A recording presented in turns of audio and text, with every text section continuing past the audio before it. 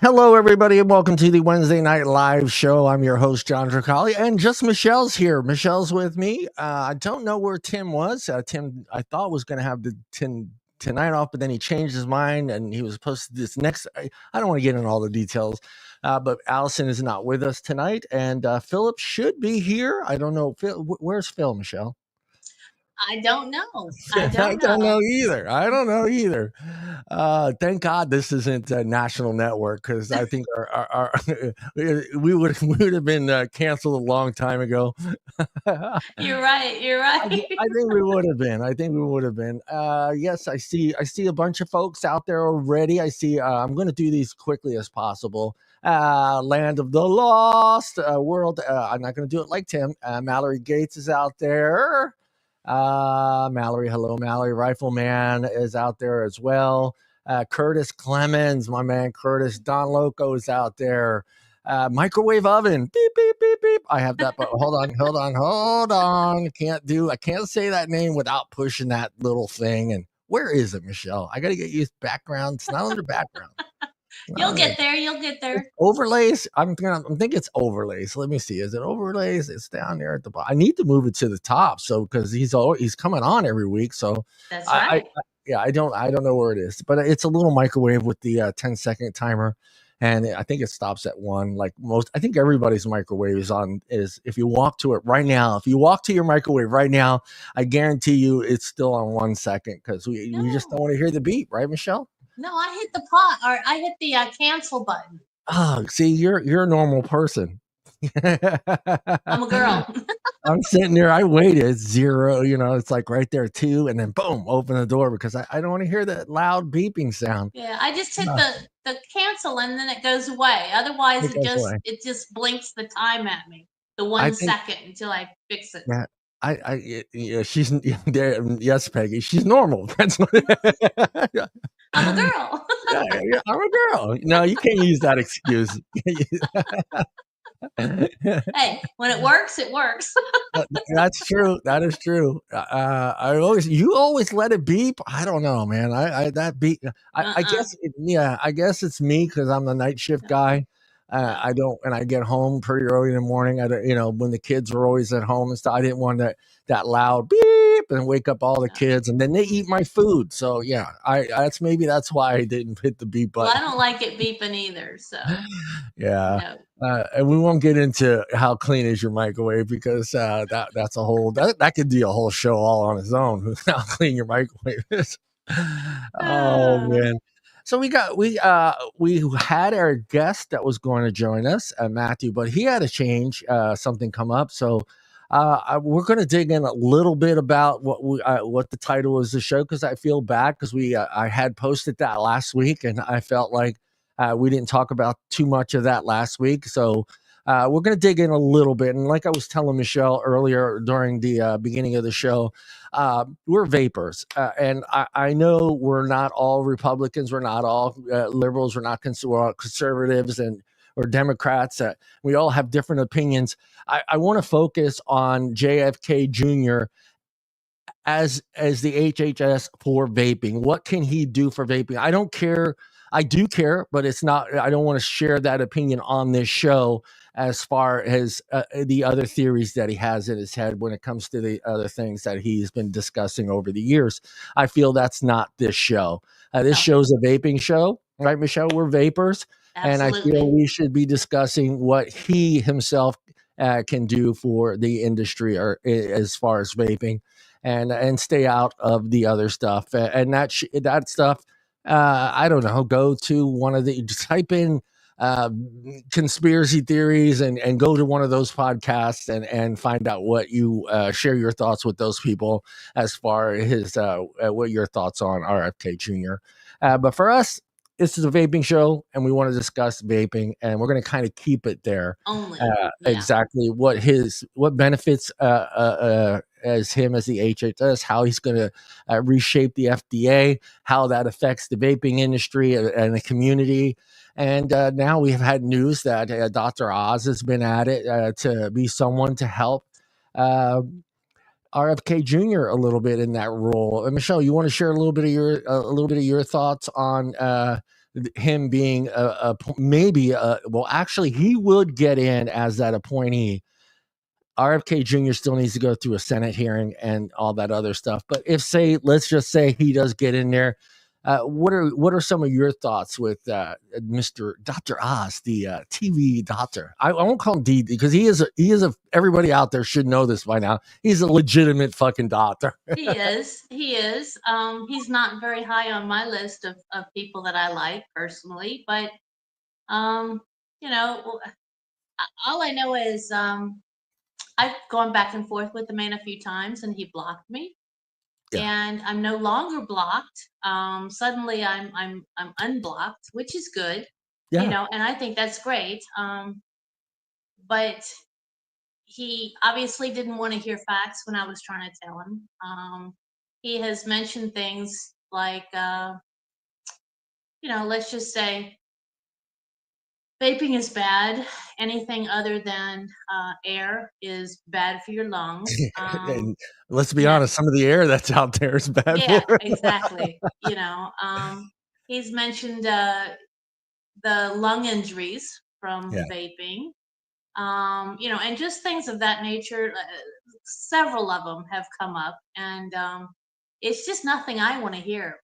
So I'm hoping that he'll either be quiet on vaping or we can get to him and educate him.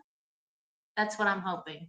Yeah, me too. The air we breathe can be healthy. Yeah, the air we breathe could be a health hazard. Exactly, depending where you live. I get that this is wintertime. Believe it or not, in California, it is wintertime here. Laugh, but it's cold. It got down to 34. But I'm not sure if it's something that is done throughout the nation, but we have official burn days and no burn days. Right. So I don't know if you guys do the same thing in other places, but you literally have to check your Facebook page for your city, and they will let you know if you can actually burn a fire or do something, or burn a fire in your backyard or in your fireplace. So yeah, I mean, it's nuts, but for him as an appointee, someone that I think will be in, if RFK Jr. does get appointed as the HHS, I think it's someone that is going to be in his ear a little bit on his theories and on vaping. And you're right. I think it's good that he unblocked you, because that means to me that he wants to hear, he wants to listen and get other input and other. For me, when I think of him, and I think of him as I know, again, like I said, I know he's a real doctor. He's actually a world-renowned surgeon. So I know he's a legit person. But I think too, sometimes getting a big TV show like that and having the network on your back, I think his views may have been skewed a little bit by the networks. Hey, this is vaping. This is how this is what we're pushing. This is the agenda. Don't go out there and say vaping is good. I think with disappointing, I don't know. I'm going to be honest. Does he still have a show? Michelle, do you know? I don't believe he does, but I could be wrong. I think he still works on, what is it, GMA? Y'all tell me, because I don't watch those shows in the morning, but I think he still does spots on for them. Yeah. I think that's the right network. Yeah, let's see here. Trump selected Dr. Oz, a celebrity heart surgeon who hosts a daytime television show to lead the Centers for Medicare and Medicare Services, or CMSS, the agency. I think maybe he still does have a show. Okay. He's still I don't know. But for me, I think that's, his view may be a little different, that he's not on doing, I think he was on NBC or AB. It was one of the bigger networks that he Yeah, I had don't to go remember. on.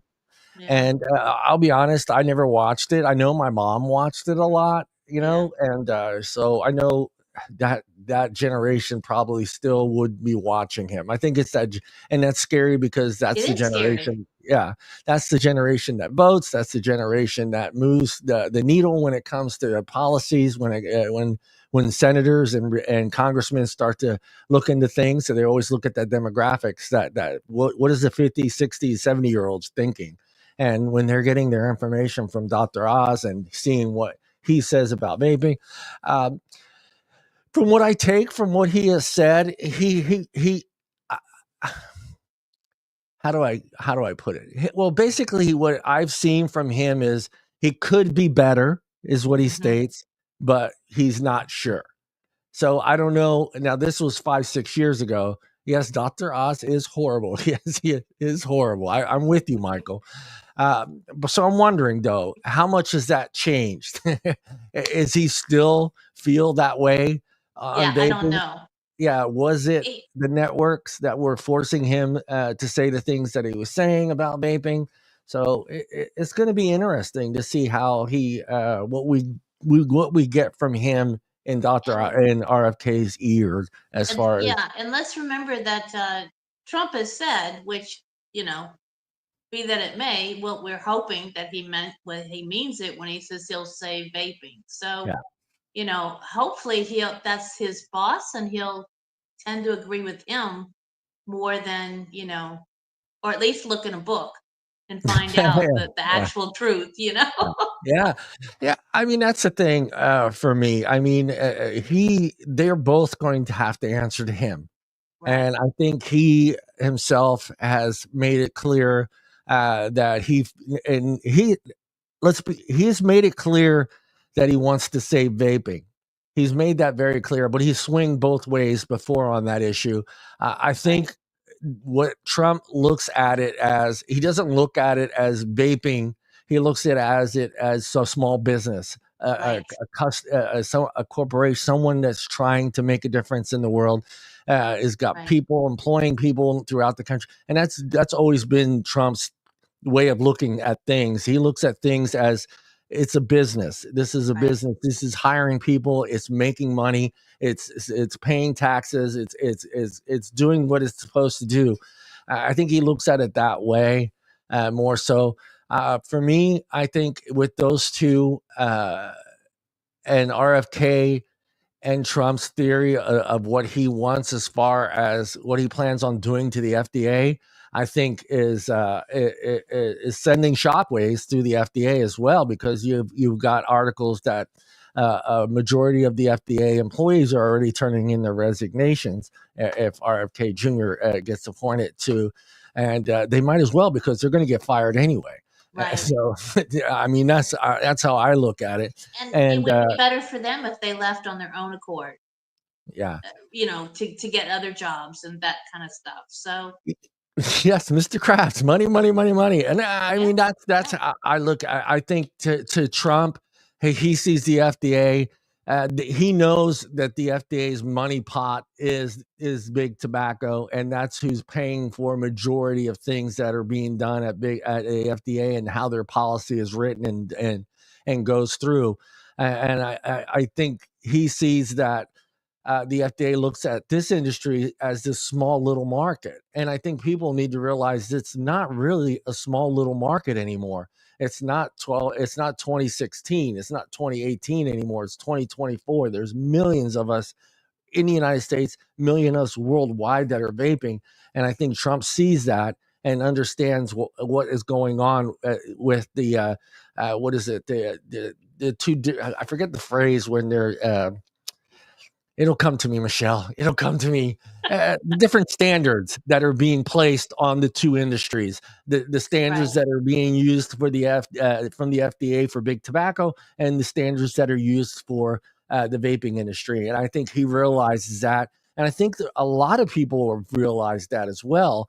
That they're like, well, wait a minute, I've even had people come up to me, and I bet you have too as well, Michelle, that are like, what's this big push about getting rid of vaping? Why isn't this big push here to get rid of tobacco? And then you have to go through the whole, you can never get rid of big tobacco. The way the law is written, it's always going to be there. And when you tell them that, their mouth drops. They're like, but light bulbs start going off, you know, at the same time. So they're starting to realize that there's money, there's double standards, and there's a lot of greedy people in the world, and they'll say and do and tell anything to anybody as long as it's making them money. Yeah, exactly. You know? Exactly. And so I hope there's a shakeup there with him. He's already stated that there's going to be a lot of changes within the FDA and their policy. And I think this is my only fear, Michelle, and I'm going to share it with everyone else out there. My biggest fear is it's too much change happening too fast at once, with the Supreme Court ruling, Trump coming in, JFK Jr. coming in and taking over. It feels like so much shakeup in one department that I feel like our policy is going to get pushed down. And it may be maybe a year to 2 years down the road before we start seeing what we believe should be what our industry looks like as far as a free market. That's what I'm afraid of. I think, you know, I thought that way for a little bit, and then I realized that Trump has said plenty of times that he doesn't like the idea of black market. Yeah. And he's mentioned several times that once black market takes a hold, you can't get rid of it. Yeah. And so I think that's not going to really be, I'm hoping that that won't be what happens. I'm hoping that because of all the change, maybe we will be hoisted up on the top of the scale because of Supreme Court wanting to bring it to everybody's attention that, look, we're going to do this because Chevron failed and blah, blah, this is not right. And all the change, you know, Trump is on our side at the moment, you know, and I'm really hoping that at least it's being talked about or will be talked about more and more as the public starts hearing about what's all going on with it. I think that's going to be a good thing. Because right now nobody wants to say anything because they're too scared. You know? Yeah, to me too. I hope that's what happens. I'm always thinking like we're for us we've as come vapors. So far. But the problem is I always look at it is where do we stand? Where if there was a scale of 1 to 10 on importance in the FDA, where does vaping stand? And that's my fear, because that's how I look at policy and how things get done when it comes to the government. And I look at where do we stand in that 1 to 10, and I'll ask everybody out in chat, where do you believe we sit when it comes to the FDA and these changes that are going to happen? Where do you feel vaping as a scale of 1 to 10, 1 being important, 10 not being important? Where do you feel we stand when it comes to RFK Jr., Oz, Trump, the FDA, CDC, all that stuff? Because there's a lot that's going on that needs to be changed. And one of them, you know, is a big issue, and baby food, and just RFK's policy on dyes and chemicals in foods. So that's why I feel like maybe we were at 2 before this election, or up in that area, the 5 area. I'll be honest, like maybe 1, we were in that 5 area. I feel like with RFK Jr., Oz, and Trump, the election, the fear of a shakeup in the FDA, I feel like our number has dropped. We may be out of that top 10 and somewhere down there in the 15 range of importance when it comes down to all these changes that are going to take effect with, you know, the administration, you know, the House, the Senate, the FDA, all these appointments that are coming through. Tom Holman, the border czar, that guy is, I'm afraid of that. I don't even met that guy, and I'm an American citizen with a birth certificate, and I'm afraid of that fucking guy. So, I mean, I can see, right, Michelle? He's a scary fucking man. I like know. I'm I gonna have like him. mixed feelings. He's the guy from Florida, correct? The Tom, yeah, the guy that Gates. he's hired for the Borders are, yeah. Oh Tom yeah, Holt. yeah. The other guy. He's from Florida, and he's scary, yeah. But he keeps repeating it that he's Yeah, not going to go after the people that came here yeah. legally or is in the process of being legal. But hey, I wouldn't want to go step on the wrong side for fear at this point. It's an inside, yeah, it's an inside joke, you bastard. It's an inside joke about John wanting a sandwich. There is no poll. It's for another show. I forgot to take it off. Only one answer.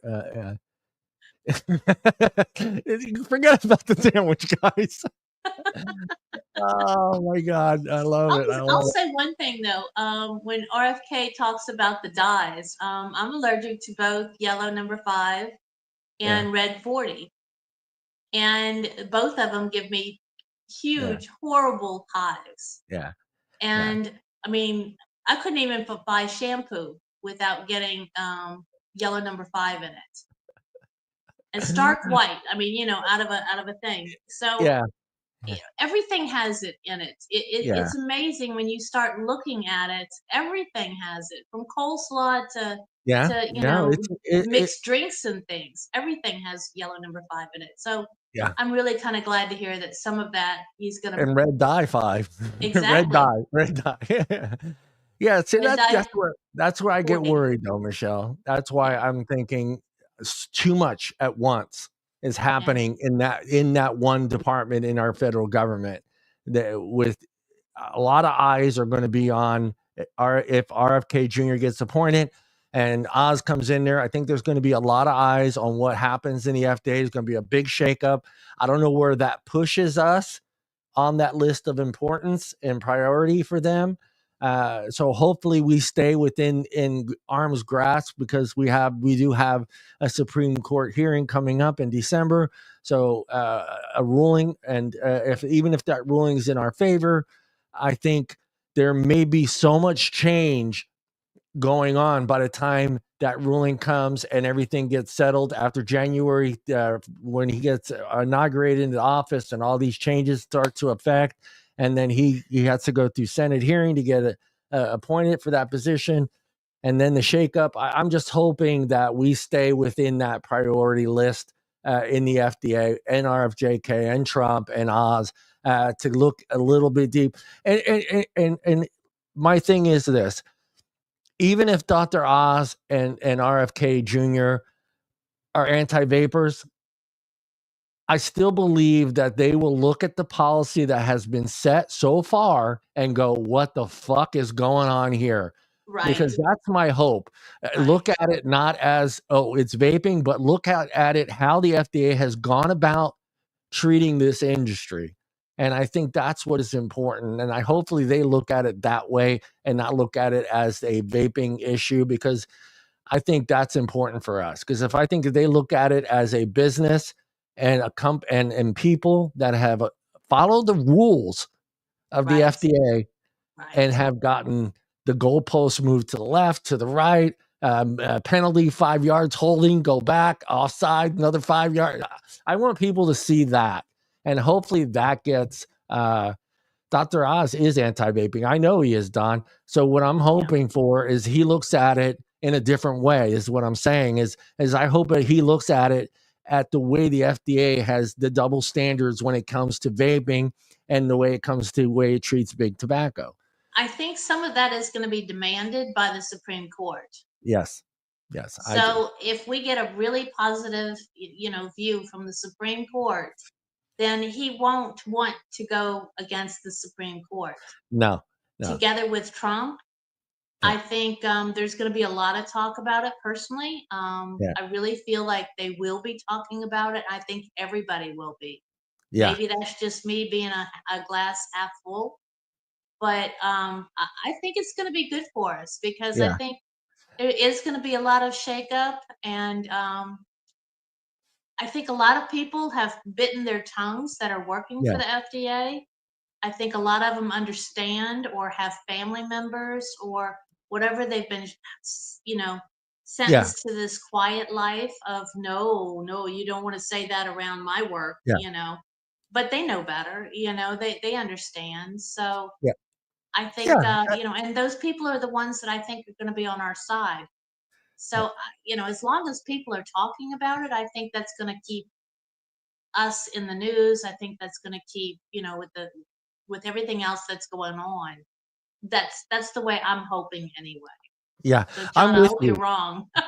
No, I do too. I always look at it that way. I look at policy, the importance of policy, where we stand as far as a global nation and what we're looking to go and to move forward with Trump. We have wars that we're worried about. We got countries that we're worried about the UN, we're worried about this. And do I put child obesity above vaping? You goddamn better believe I do. Vaping is important to me, but I also want some healthy kids. So if I look at it that way, I'm assuming a senator, a congressman, an individual that's hired by Trump, to be the HHS is looking at it the same way. What comes first? Kids come first. Health, benefits. Are kids eating the right foods? Are they not eating the right? So I look at it that way. And then what that does for me is it shows me where we line up when it comes to importance within our government. And I think right now, I'm not so sure where we stand in the FDA. I know that the FDA has pushed us to the side a lot. And I hope that RFK Jr. and Oz sees that and says, why? Give us an answer to why you keep changing your policy. Give us an answer why you keep changing your rules for this industry alone. And you've made zero changes I'll tell you, they made one change, and that was menthol. And what are we talking about? 100 some odd years, 200 and some odd years of tobacco, and that is the only change that's made in 200 years by the FDA. Well, we'll just go after menthol and that'll make everybody happy. I'm hoping that they come back and they say, you're forgetting about the parents. And in order to look at health, you need to look at everybody, as we all do, right? And we all, the parents, you can't have a family unit and have a structural unit in a loving home when you're trying to take care as a child your parent. That just doesn't work, and I'm hoping that everybody involved starts realizing that the parents need to come to me, maybe because I don't have small kids or anything, but to me, you gotta put them both. One's not above the other, in other words. In order to have a healthy family, you need both to be healthy, both parents and all kids. So you can't just say, oh, my kids are always in front of me. No, you can't do that. You can't let the kids do whatever they want either. No. So, I am going to play this clip, and I have to state this. I'm learning this stuff, Michelle, because it affects my other channels, my other podcasts, that I have to mention where the source comes from. Otherwise, it gets muted. So I don't know if this is a channel, guys. Anyone out there know what GMA3 is? Please let me know in the chat. But this video belongs to GMA3. I don't know who Good Morning America. GMA. It's Good Morning America. Is that what it is? Okay, so it's what is that, Michelle? ABC. I'm assuming ABC? Channel 3. What is that? Chicago, maybe? I don't know where but I'm assuming that's the number, the channel they're on. Yeah. Okay. Good Morning America 3. It could so credit to ABC, NBC, CBS, whoever owns that. That is who's getting credit. I think it's ABC. ABC. So they get credit for the video. I wanted to play this clip because this drove me so angry that this video is coming out yesterday when we know for a fact that team vaping, team smoking has dropped in the recent year, this year. So with the numbers that they have, and this is the conversation that they're having on Good Morning America. And this is what I'm talking about, Michelle. Yes, we are in the news, but this is the kind of news I think we're going to get for the next 6 months, unfortunately. This is what we get. So I'm going to go ahead and play this clip. Again, it belongs to Good Morning America. Thank you, Michelle, for that, because I would have never got GM. I would have never in my life gotten Good Morning America 3 out of that. Yes, the ABC is a bunch of liars. Yes. And let me know, anyone out there, if you can't hear it, let me know right away, and I'll make sure. Hey, I can't hear you, John. That shows e-cigarettes are being delivered many times with no questions asked as online retailers frequently bypass age and shipping laws. Explain this one. They're finding that young adults are being able to get their hands on this and going around those restrictions. The problem here is that many online vaping retailers, specifically within the U.S., are not abiding by those rules, restrictions, and recommendations to limit access to young adults, teens, and adolescents, and making it easier to buy it online. They actually took these studies to task. Researchers in 2023 actually went online and attempted to buy these products by seeing that they could skirt around these rules. They placed 156 orders. What resulted? 105 were successfully placed, and that led to more than 75% of retailers shipping at least one product without abiding to those rules. And so there is access to these products. It is dangerous. You know, I talk a lot about the dangers of vaping, especially with young adults. I see the complications of vaping in the emergency room, not just with addiction. Lie number one. Right. Lie number one. And Michelle, we talked about this. Unfortunately, vaping is a verb, so it means many things other than what we're just doing. Be honest. Right. You're going to make that statement. Make it truthful. Why? What product? What are you talking about? Are you talking about nicotine vaping, or are you talking about THC vaping that's causing these? We already know the truth, because even the CDC has let the whole world know that was nothing to do with nicotine vaping. But yet here we are. How many years have gone by since that has happened? It was 2018. The Valley crisis. How long? How many years has that been now? 6. Yeah, 6 right? years. Yeah. So, and we're still bringing this up, and this is the misinformation that all these networks keep putting out there. Yes, make that statement. That's fine. You want to make that statement, but be truthful. Say, hey, we've had hospitalizations due to vaping, but not nicotine vaping, but THC vaping. And again, mention the fact that those THC cartridges came from where? Somebody's fucking garage, not some legitimate vape shop, not some legitimate distributor, not some legitimate mixologist. Phil, if Paul was on, he'd be so angry right now. He would. Making that soup. No, I'm kidding, Paul.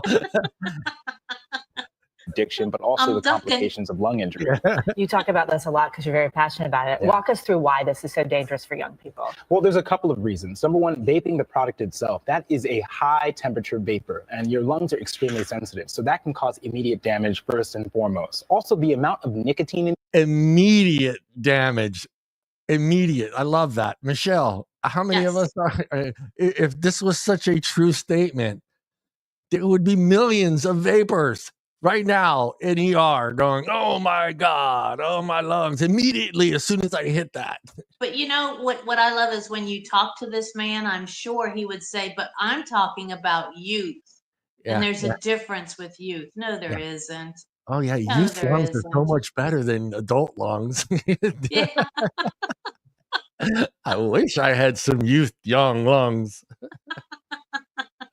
In these products, I think many people are not aware of. For example, in one typical vape, that's equivalent to at least 20 cigarettes up to 40 cigarettes. So when having these conversations with your children and young adults, making sure that you remain calm, asking them why they do. Okay, I like this. This is the only part of the interview that I was like, why don't you just say that in the beginning? Say that in the beginning. Say how important it is for a parent to sit down with their kids that they caught vaping. Ask them why they're vaping. Understand why they're doing it. Do they have anxiety? Are they following a trend? Are they doing it because they saw mom? Figure it out. And be a parent and try to figure out how you can get your son or daughter to either stop vaping or find some other alternative, and not blame the whole industry for some parents negligent and not understanding why their kids are actually vaping. If your kids are vaping and they never smoked, and I'm a parent, I want to know why. Are you doing this because your friends are doing it? Are you doing this because it helps you with your anxiety? Is it helping you be a better person? Find out. At least talk to your kids and find out what the hell's going on. Because if your kid's never smoked and he's vaping, why? Find out why he's doing it. I mean, if they weren't smoking, I mean, if they weren't vaping, they'd be smoking. Right. So, that too. You know, it's a trade-off there, and I think that's a wonderful trade-off personally. You know, I mean, no, I don't want them doing it, but on the other hand, if it keeps them from smoking, hey, that's wonderful. You know. Yeah. But the thing, you're right. But for me is find out the cause reason. Find out why they're doing it. You know, that's the most important part to me as a parent. No matter what my kids were doing, I wanted to know why they were doing it. Why, you know, I got home one day and I had a carport. I have a big carport. So when you open it, I had the cement pad that went all the way into the backyard and for my boat. So I came home one day and I had the boat on the sidewalk on the street and I saw the gate open. So I'm wondering, why is the gate open? And then I looked across the street and my neighbor across the street, our gates lined up and his gate was open. And they had this makeshift ramp in there that the kids had made that looked so fucking dangerous, you know? And I'm looking, I'm going, and I was a kid, so I'm looking at my gates open. I'm looking at that gates open. I see the makeshift junky ramp that they built that was 6 foot tall with ladders. And I'm looking at this thing and I'm going, no, it can't be my kid. It can't be my kid. And here comes my kid flying back. They're using this, you know, the whole driveways and the street to get speed. Here comes my kid, no helmet, no pads, no nothing, just hauling ass. Looks at me, knows he's in trouble, but he knows he's got to do it. And I'm like, gets there, hits the ramp, the whole ramp falls apart. He goes flying. I'm looking, for me as a dad, I'm like, why? Why would you see the way this thing is made? Why are you doing? Well, Eric, you know, I forget Eric or whatever. You go, Eric did it and he made the jump. So I had to do it. I'm like, no, you don't have to do it. You know, to me, I want to know why. And if my kid, like I said, if he's never been a smoker and you're not a smoker, that's the weirdest one. Because if you grew up in a household where both parents don't smoke, both parents don't vape, and your kids are vaping, you as a parent should try to figure out what the hell's going on, because you have not influenced him in any way to either one of those two products. So if your kid is actually vaping, I want to know as a non-vapor or non-smoker parent why he's chosen that path. So just talk to your kids. And I was glad he actually said this. And this is about the only part of the interview I agree with him. Do it, and then also reminding them of the risks in a calm, respectable way while blaming the appropriate people, which are those that are giving them access. And those that are giving them, and that's true. I'm going to be with him right there, right? I'm not going to disagree with him. We all have said ourselves, we don't believe that it's the vape shops that are the ones that are selling these products to these kids. And I think networks like Good Morning America, thank you, Michelle, and all the other networks that are out there, I don't think they realized about this black market, Michelle. I don't think they understand that these kids are getting them on Snapchat, they're getting them on Instagram, they're getting them on WhatsApp app, and on the streets. From their own kids that they're going to school with, you know? I mean, they're everywhere at this point in some areas, you know. Yeah. It's a million. I'm telling you. Make them use your brains. And at least, you know, I even told my son, I said, why not the helmet? Why not the helmet? He says, you ready? This is how a 13-year-old kid thinks. The helmet slows me down, Dad. Yeah. The helmet slows me down.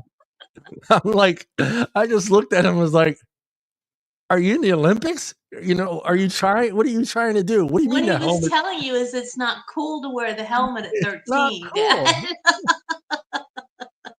cool. Yeah,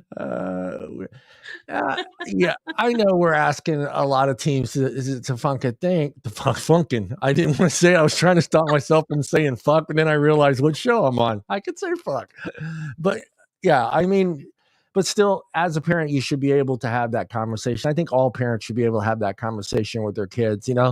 Right. I understand times have changed. Things are easier, I think, for parents when it comes times to discussing certain topics that I think my parents had a hard time with. Smoking wasn't discussed. Sex wasn't discussed with my parents. That stuff was done at school. It was school health class. Hey, I remember my freshman year of health, the teacher had a jar sitting on a table. What was in that jar, guys? Condoms. Come get your condoms. They didn't teach us how to use them. Here's a jar full of condoms. Let's not make babies. That was the whole saying back in the 80s. Let's not make babies. Here's condoms, See, I was older than that, and Yeah. they didn't have anything like that. You didn't dare say condom in a school. Oh, No no. way. Yeah. We didn't Yeah. have that. So if your parents didn't teach you, your friends did. Period. That's just the way Yeah. it was. Yeah. Your friend that would show you how to put it on a banana. Yeah. Yeah, or kiss a mirror or whatever. Yeah, exactly. Yes, I know. I tried to explain that to him. I was like, just what? It just didn't make any sense to me. At least put the helmet on. I know you're not going to put the elbow pads on and the knee pads. That's too extreme, But no helmet made absolutely no sense. And if you would have saw this ramp as a parent, it made no sense how they put it together, and it looked like if you just touched it, it was going to fall apart. And I just looked, and it was high. It was 6 feet high. So after you hit the end of it, you were literally 12, almost 12 feet in the air, and no landing. You're just landing in dirt. So I'm just like, all right, whatever. And I'm not gonna pretend I wouldn't have done it myself as a teenager. I've done some stupid shit, but you got to have that talk. And for me, at least he brought that up, and he did, say that he feels that the kids should understand and what they're doing, and the allowed punishment for the people that are getting that product out there to these kids, I think needs to be addressed too as well, whether it's the black market and whether it's their friends. And I know it's difficult. Nobody wants to snitch on their friends. Nobody wants to, and that's a big deal. I understand that you don't want to snitch on your friends, so you're not going to admit to it. But yeah, let me finish this interview. So what can parents do? How can parents help? I think it really is taking a step back and treating a young adult as an adult. I think that's the best way to have these conversations, instead of quickly just placing blame or getting angry. Having a moment to discuss the realities of addiction and how that can change their life in the future, I think is really important. Good advice. Thank you, Doc. And that's true. I like. We're back now with Dr. I don't want to hear it no more. Let me stop that. Yeah, the only part of that, let me get that out of there. Evel Knievel. Yeah, my young Evel Knievel. That's what he is. He was the one, everyone out there, he's the one that made the most ER visits. I'm going to be just out there. Yeah, he's the one that came home with dog bites and, oh, look at the dog, and go and pet it, and the dog would bite him. He'd come home, he got a little hole in his chin because the dog bit between his chin and so he had a little hole. I said, that's great. Yeah. I said, what were you doing? Oh, he looked friendly. It's a stray dog. You don't go pet a stray dog. You leave the stray dog alone. You don't go petting it. Oh.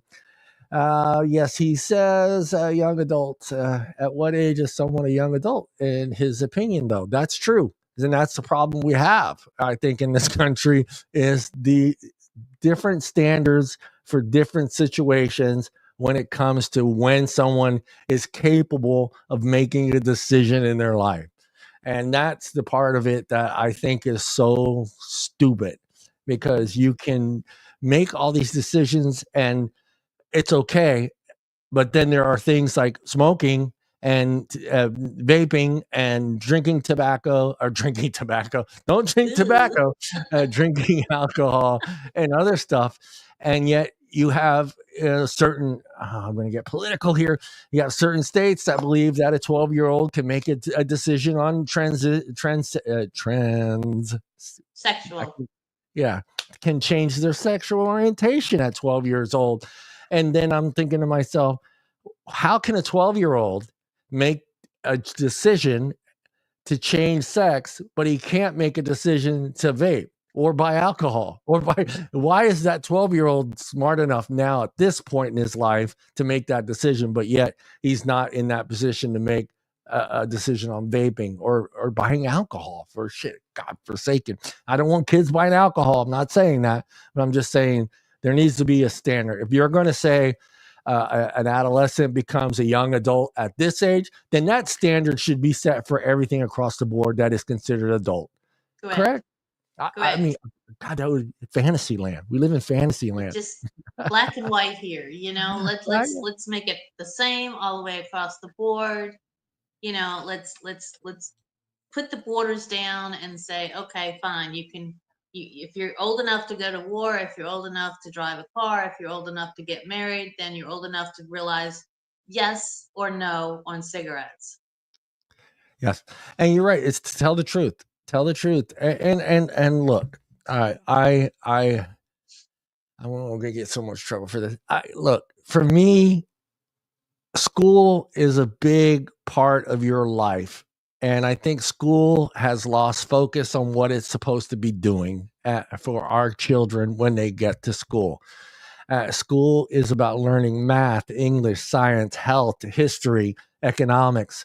That's what should be learned in our school.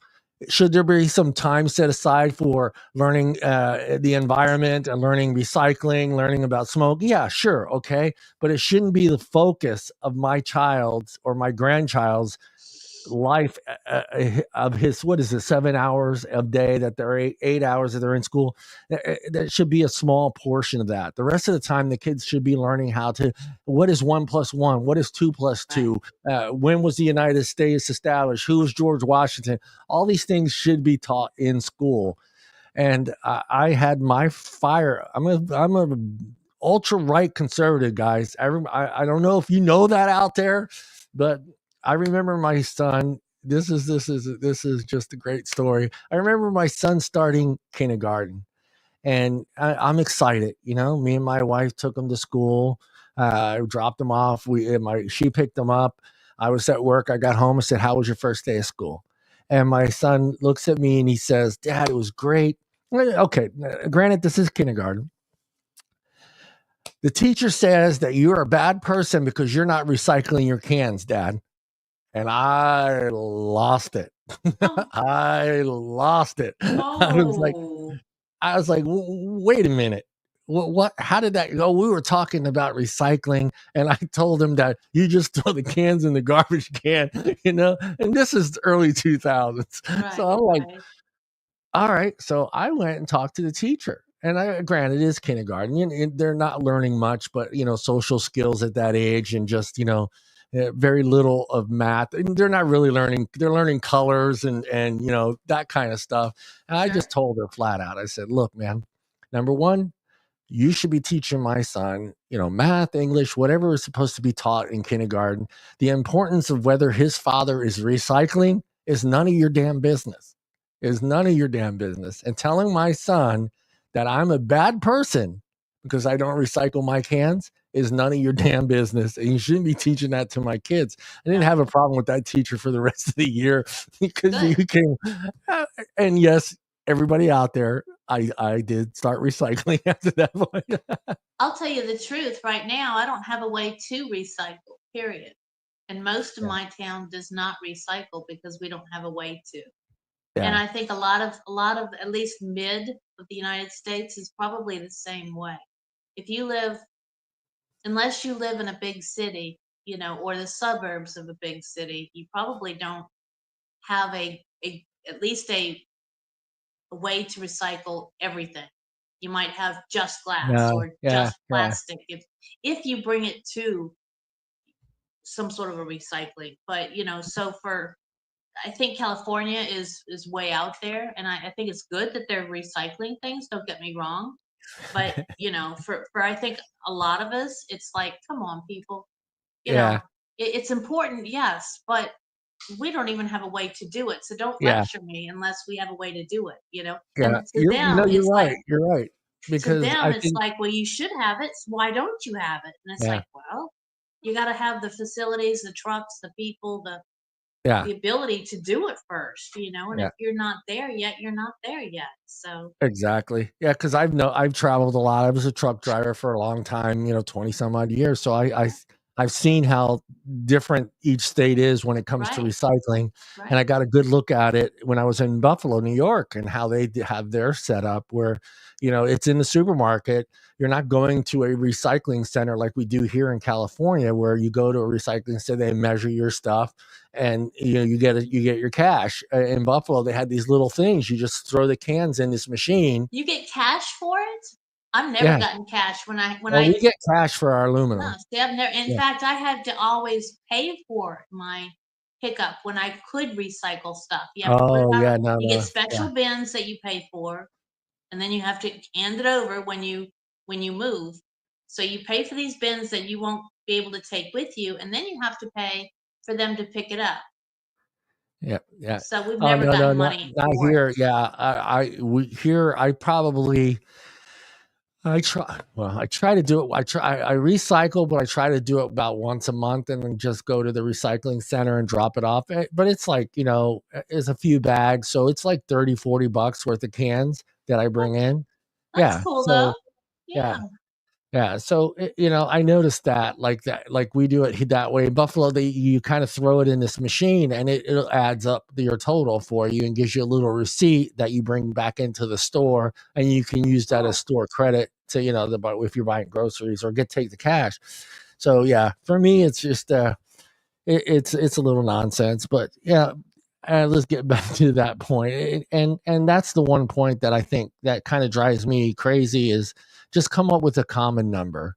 When do you feel a young adolescent has become a young adult, and when that and make a decision on what that individual can do and not do, and not have it so spread out to where even the child himself is confused of what he can and cannot do and capable of.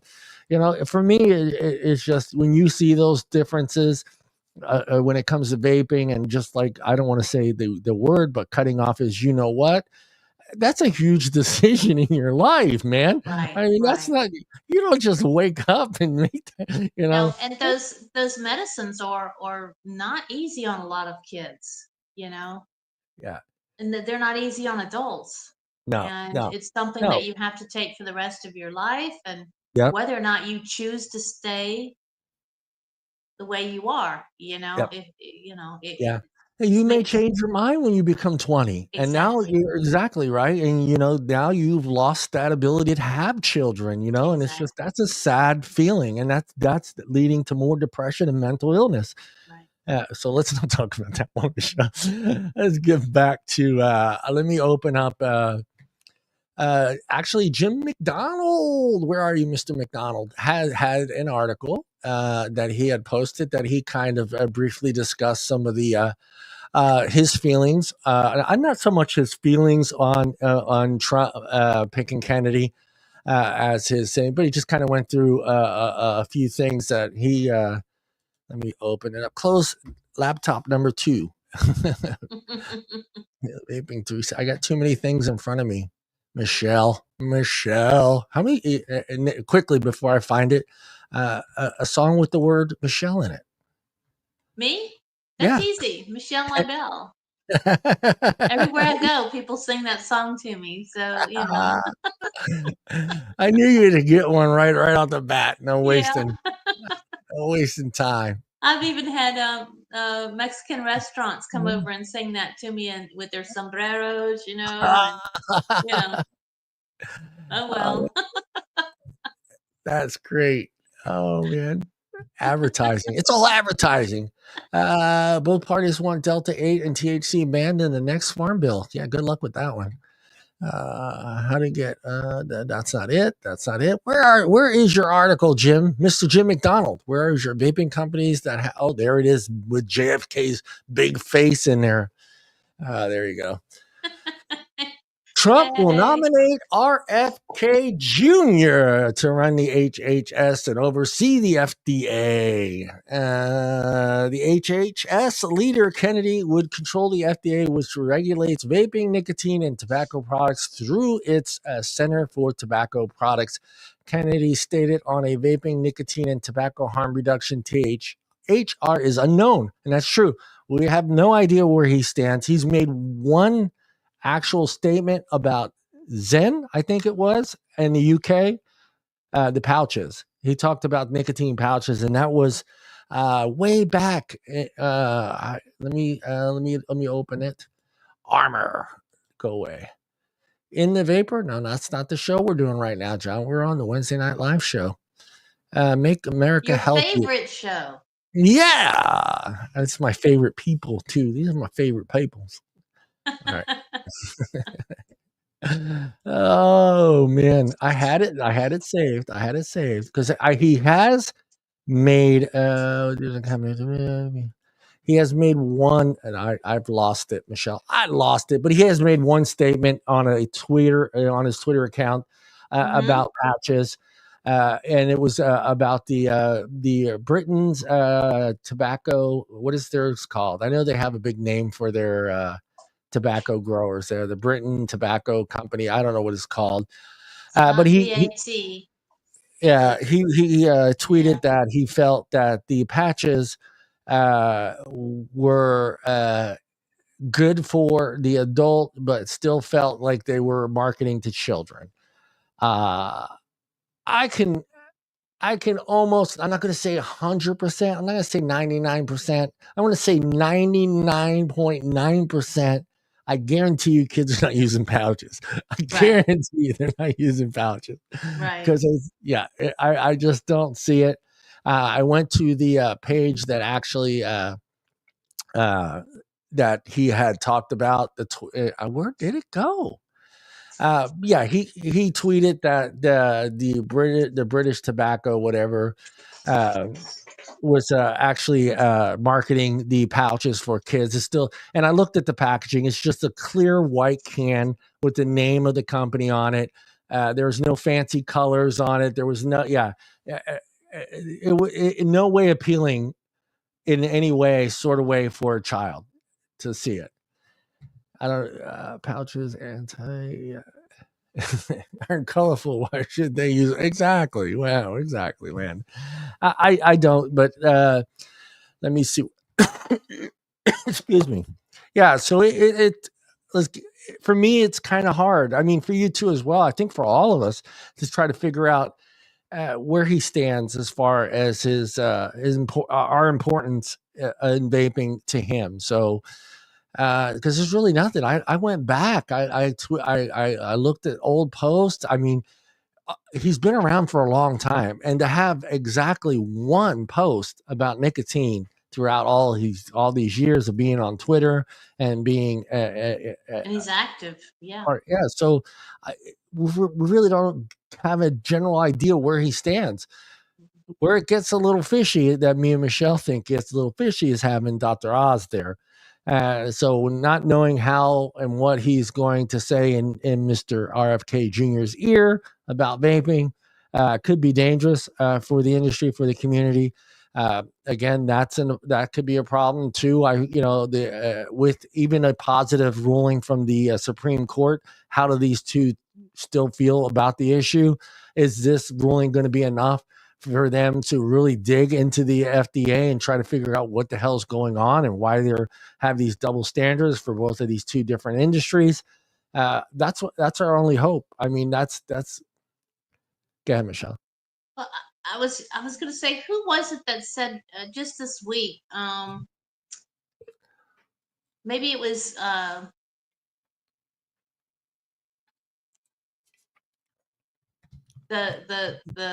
The hamsters spinning. Huh? I said the hamster's running, and like in my brain, we got old brains, so the hamster's running right now, going, "Shit, come on, Michelle." got this. The government and spending, whatever they're calling that now, the gore, no, the whatever it is, the border czar. Yeah. It said that the FDA was not in need of the PMTA payments or anything like that. That they were they didn't need to collect those. Yeah. So we'll see how that works too. Yeah. No, I hope that would be great, but I still feel, it would be great if that was something that could, but I think unfortunately the way things are set up today with the FDA prior to all the shakeups, that's the only time you get the FDA's attention is when you're paying them. So when they're getting paid, they're happy as hell. But in our situation, they have gotten paid and they're still ignoring us. So it's just like, we're not big tobacco. We're not big pharma. We're not, we're not saying, here's $1 billion. Here's $150 million. Here's, 2.4 billion. Here's our pill. Yeah, it's got some side effects, but we'll figure it out later. We'll just push it through. So, even though our numbers are high, what a PMTA cost a small company, a small vape shop, is an astronomical amount of money for that small business. And that's what they were hoping, that a lot of these small businesses weren't going to have the money or the funds to do this and process this. But they learned their lesson really quick that, yes, there are some companies that are still willing to pay this fee. And when that did happen, they realized, oh, shit. We can't handle this. So, and then changed the rules, said, oh, no, that's the other form. You got to fill out the other, bullshit. All that shit was nonsense. And Trump said that he would let Kennedy go wild. He's gonna go wild. I can see him. He's a big guy. I don't think people have realized how healthy this man is for his age. When you see him with his shirt off and you watch him do 50 push-ups, you think, oh my. Oh my, yeah. I don't look at him that way, Michelle. I'm a man. He did that on an interview just not too long ago. That's how all the ladies. Michelle will reemphasize that's how all the ladies are looking at him. Damn, he's good looking for 70 years. No, he's a healthy man. Yeah, he's healthy. He's healthy. There we go. That's the word. He's built too. For a 70-year-old man or however old he is. 70-year-old man, yeah. He's built. Yeah. Has since indicated that the new Trump administration would oppose any adding of fluoride or drinking water. I didn't want to get into all that, but it's in the sentence. I had to finish reading it, blah, blah, blah. And normal policy environment, it would be unthinkable for the Republican president to align with Kennedy, who can actually described as the nanny state liberal, which he is. He is a nanny state liberal. But Kennedy's unorthodox beliefs include bizarre conspiracy theories. We won't get into that one at all. Just vaping, guys. Just vaping. I hope as a vapor, as a consumer, I hope that my hopes are that them to look at it as why is it being done this way by the FDA, and why is it not being done the same way for big tobacco? Why are you keep changing the rules? Why do you keep moving the goalposts? Why are you making it so difficult for this product to get on the shelves and so easy for the other one? And I can still walk into any stupid convenience store and have shelves full of tobacco, and nobody cares. Nobody cares. And not to bring up Australia, but I want to bring up Australia because this is just the same philosophy for me. It's just like this attack on vaping in Australia, and the fact that I can still walk into that store, and you think we're tough on vaping, guys. We all know what's going on in Australia. You walk into any store and see tobacco all over the place. And yet I don't need a prescription for it, but it's the same thing. If you're going to compare these two products as being the same thing, then both of these products should have the same standard.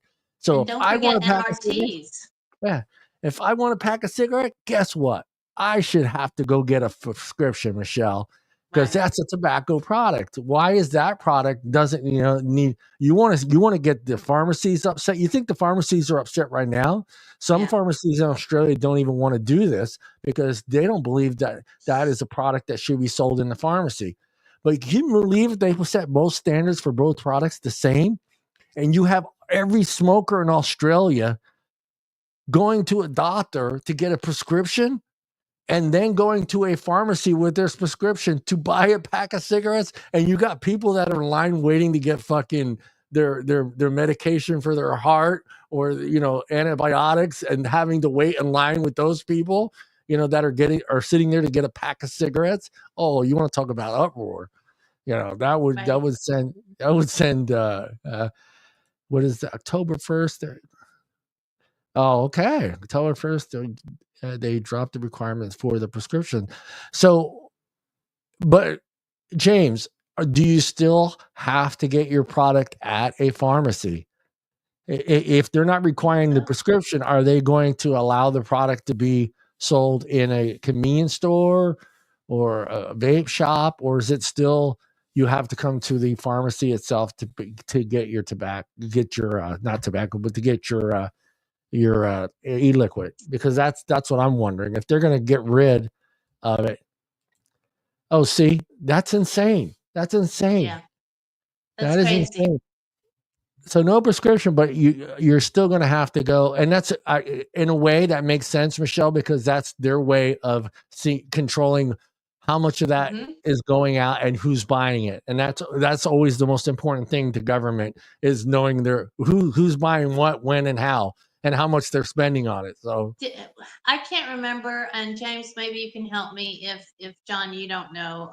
There was an article just last week or so that said out of so many Australians, only 3,500, something like that, actual prescriptions or vapes or something like that was handed out to the public all over the Australia. Only 3,500, let's just say. That's crazy. Out of all those people that vape, that's crazy. Yeah. And landed lost. That's exactly it. I would be too. If I was standing in line to get my medicine for my heart or my blood pressure or my diabetes medicine, and I'm having to stand behind 15 people getting a pack of smokes or some e-liquid, I would be friggin' on fire. I'd be like, why are these people here? They can go get that at a convenience store, not at a vape shop. Right. Yeah. And then the other problem is like the article we read a couple of weeks ago, some of the vape shop or not vape, some of the pharmacies don't want to deal with it. They think it's absolutely stupid that they're selling e-liquid in a pharmacy, which it is. And they don't want to stock it. So what happens to that person that lives in that area? And guys, Australia is a huge place, and they're like I said before, it's not like us. We have the convenience, Michelle. We probably have 6-7 pharmacies within a mile from me. I have Rite Aid. I got friggin' Walgreens. I have Rayleigh's Pharmacy. I have Kaiser. I have all these pharmacies within a mile of me. Can you imagine some small town that has one pharmacy and the next town is an hour's drive away? And that pharmacy that you live in doesn't want to carry e-liquid. So now you got to get in a car, drive an hour away to go get your e-liquid. No. And then you get there and you find out you can only get enough to last you a week. Right. So you got to do it again next week. No, screw you.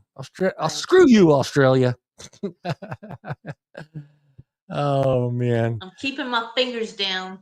I am too. There's so much going on. It's just, for me, I'm one of those thinkers. I kind of sit there and, like I said, I have good thoughts, I have bad thoughts, and of how the scenario is going to play out. And let's be honest, this isn't going to play out until sometime in late February, maybe, because guys, remember, he still has to get inaugurated in office. Number one. That's Number January two, 20th, right? Yeah. He still Senate still has to approve his appointees. And yes, and RFK, that's not going to be a couple days. People, believe me, that guy is going to take a few weeks before that gets completely discussed and settled. because he has a lot of what is the term? He got a lot of skeletons in the closet. RFK Jr. got a lot of skeletons in the closet.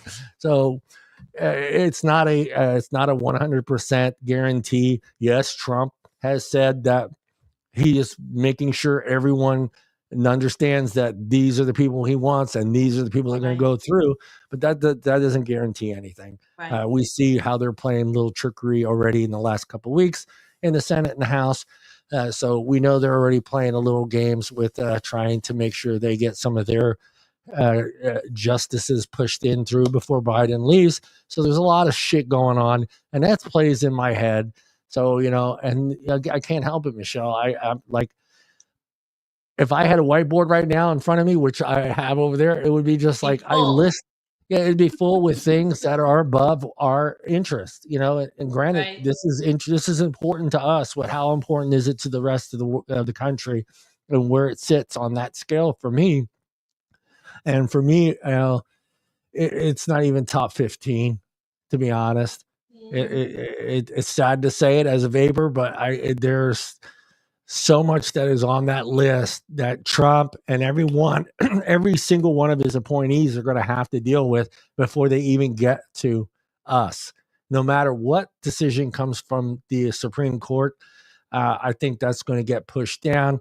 You got abortion rights, you got the wars, you got all kinds of stuff that's up in that list. And that's the scary part. I mean, for me, that's how I look at things. I don't know if that's how you guys look at things and where we sit as far as this new administration and how much effort that they're going to put forth to try to push this issue through and get it done and settled. It would be great.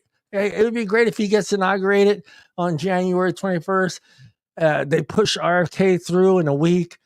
He comes in and cleans house and says, hey, man, fix this problem with vaping. Fix it now. Make a decision now. And that's the other part, Michelle. Let's be honest. Just because they're there, all they're doing is going to be forcing the FDA's hand. Make a decision. Now, that's where it gets, all right, what happens then?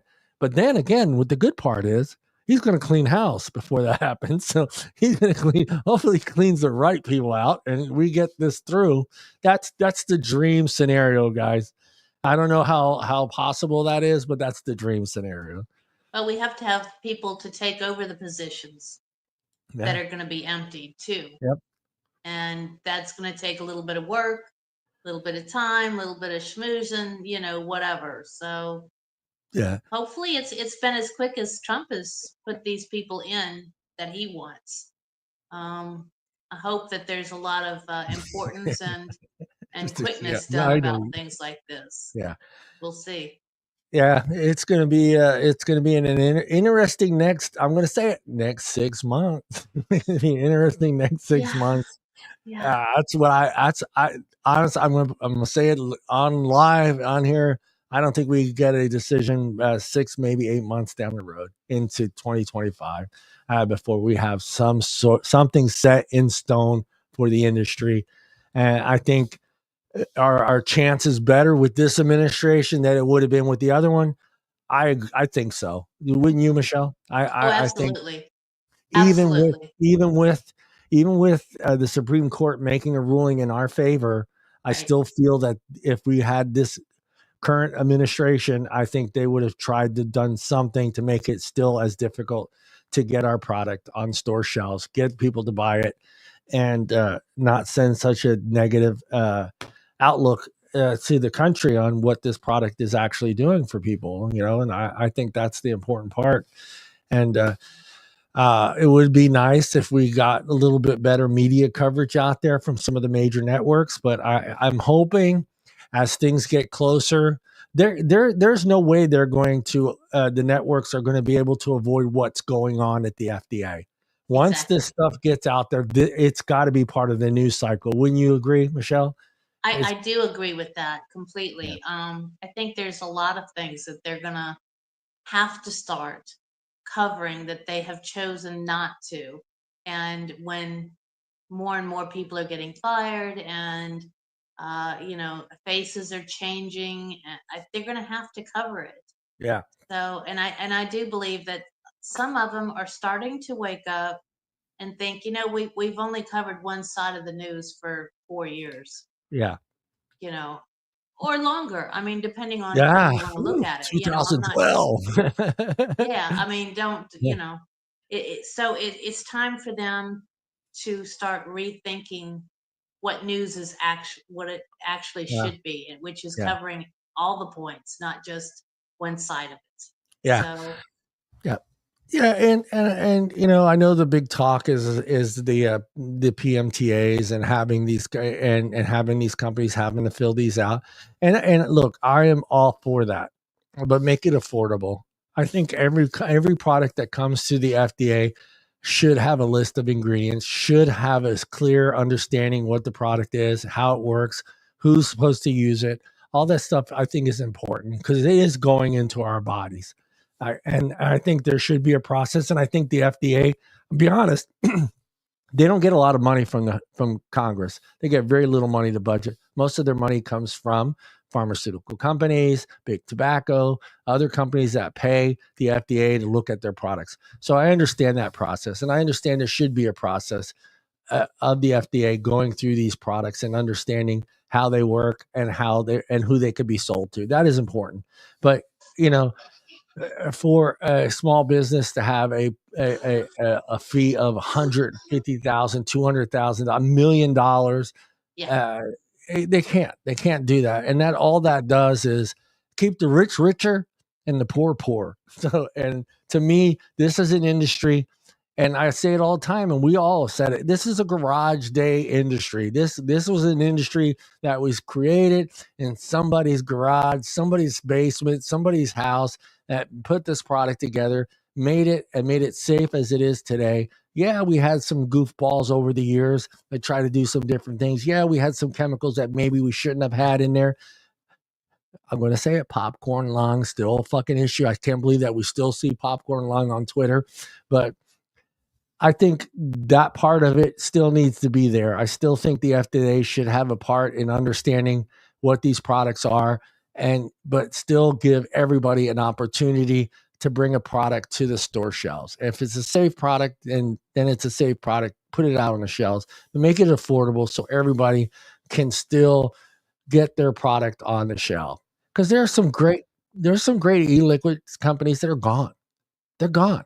right. You know, because of this PTA. And there's a lot of products that I think most of us were our daily vapes.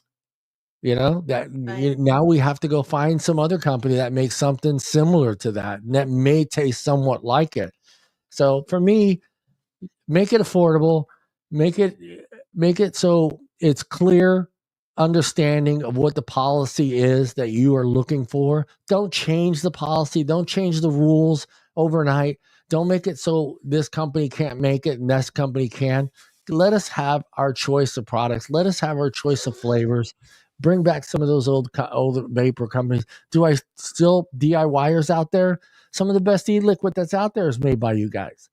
Some of the best ones that are out there. Don't make it so that person can't buy nicotine. Don't make it so that person can't buy flavorings or PG or VG. That's not fair. It's not fair. It's fair. If you're going to open this all up, the FDA, open it up for the whole industry, because the DIYers and those guys, those are the founding fathers of this company. These are some of these people have never had any interest in having their product on a store shelf. They're happy as hell making their own stuff and have been doing it since 2012, and they're more than happy to continue doing it that way. But they don't want to spend $300 for a half gallon of nicotine, you know, or making it so expensive that the DIYer can't do it anymore. And I don't think that's fair. I don't think. No. Mallory, I'm talking about you, Mallory Gates out there. Yeah. So Michelle, I think we're gonna cut the show short. I don't have any, I don't know. You got anything else you want to bring? We can keep going if you want to talk about something else. I'm kind of like, I got it all my show notes. I'm looking down at them right now. I'm like, we touched on everything. What about the people out in the audience? Is there something that you guys want to talk Yeah. about? Because we always are talking kind of behind the scenes on Twitter. So I know Yeah. you guys have things that you're thinking about or have questions. So let us have them. Tell us what you're thinking. That's cheap and yeah. I'm sorry. You know, I don't know the differences. I've never bought a gallon of nicotine, so I don't know what the price is. I was just throwing a number out there, microwave. So I'm just saying, don't make it so expensive that the DIYer can no longer buy what he needs to do it at home. And that's the thing. You know, change is coming. Where that change is going to be made, I think, may affect the DIYer. To be honest with you. I think, you know, that it will open up the market for the manufacturer and the distributor to continue putting product on the shelf, but may end up making it very difficult for the DIYer to get those products now. If they start requiring licenses and, you know, have to become an LLC and all this other stuff to be able to buy the products that you need to continue to DIY, that's bullshit. For me, that's this was a grassroots industry. This started, like I said, in garages and basements in people's homes. Those people should still be allowed to do that. It's to me, it's what I see is it should be the same as it is now, where you have your disposables, your mods, your DIYs, your tanks, your you know, mouth to lungs, your you know, buildables, all that kind of stuff. Everything needs to be there. It's, you know, it works better than any of the NRTs do. In fact, you know, any of them. So that's a I good just want it question. to be the same as it is now, but with better rules, you know, things that are accessible to everyone. Because if you start, I'm sorry, go ahead. I was going to read this. Do you think that more vaping gear, heck of disposal, will be made in you? That's. I was thinking about that because that brings up a good point. That's something that Trump has talked about with his tariff ideas and come on, Michelle. With his ideas of bringing manufacturing back to the United States by giving companies the ability to have a tax break if they make their products here in the U.S. I can see that happening. If that's something that happens, if that's something that Trump pushes through, where he makes it more affordable for manufacturers to start making products here in the U.S. and giving those companies a tax break because they are making their products here in the U.S., I can see where if everything goes the way it's supposed to go with vaping, that we could maybe start seeing some more manufacturers actually designing and making and manufacturing here in the U.S. And it's a plus for us. And I know some people say, oh, this e-liquid from here is better than it. In our minds, I think we still want to see made in the U.S. Right. As an American citizen, I think it's still a thing for us that do we pay a little more for it? Probably, because it says made in the USA. We can't help that. The manufacturing costs are a lot different here in the United States. Wages are different here in the United States. I had this conversation last night with some people at work of why it is so cost effective for companies like Apple to manufacture iPhones in China, because that Chinese person is making maybe $1 a day. And he has a 6 month. Yeah, they have a 6 month contract. They go into these small villages, they grab people, they bring them back to Xinjiang, China. They hire them for 6 months. They feed them, they board them. They get $1.50 a day. So for them, you know, it costs that company pennies on the dollar to make a phone. And then Apple's profiting from that. That same phone comes back here to the US. Now that phone's $1,200 fucking dollars. Well, that doesn't equal the manufacturing costs of China to produce that phone. It's basically slave labor is how I look at it. So for me, yeah, I think if this does work out, I'm not an economic major. I don't know how all that stuff works, but I think as an American, I think we still, anyone in the United States, I still believe, as like my father, and I know I'm 57 years old, but my dad was that guy. Hey, does it say made in America on it? I don't know, Dad, if it does. You know, if it doesn't, my dad didn't buy it. Right. He didn't buy it. You know, and they got tougher. It got hard for my dad, man. It got hard over the years. You know, he still asked, "Is it, hell no, Dad, this is made in China." So, you know, it's difficult, but I think as people of the United States, I think if that were to come back, sure, would I pay a little bit more for an American-made product that's a hardware product that's made here in the U.S. that has American e-liquid in it? Yeah, I think I would. Yeah, because you're paying for Americans to have jobs, for them to have security, for them to buy a house, for them to get insurance, for them to be able to have a car, you know, for their kids to go to school and have books and all that stuff. Yeah. You know, you're paying a little extra, yes, but it's staying here in the States. It's not being sent over to other countries. Yeah. And you're right, Don. I only know in the U.S. there's a few that are still there, and for me, I don't know. Kennedy's still around. I think I know TVL was an American-made manufacturer. They made mech mods. They moved their facilities to China because it got difficult here for them. And I mean, we're talking about pods and we're talking about disposables. I think I would feel. I hate to use the word safe buying an American product over a Chinese product. That's not fair to say, you know what I mean? But you can't help but feel that way, right? It's like if I see a disposable, now if I had a choice, I'll ask everyone in chat and you, Michelle, if you had a choice, you're a U.S. citizen, an American, and you had a choice on a disposable, and that disposable was either the one that was made in the U.S., by American manufacturers and was using American e-liquid, would you choose that product over the disposable that's coming from China with Chinese e-liquid? Yep, I would. I'm choosing the American product. And is it a safety thing? Because I know standards. I don't know what the standards are in China. Yeah, they may be strict with their standards of how that pod is made and how the e-liquid is made, but how do I know it's true? They can say whatever they want to say.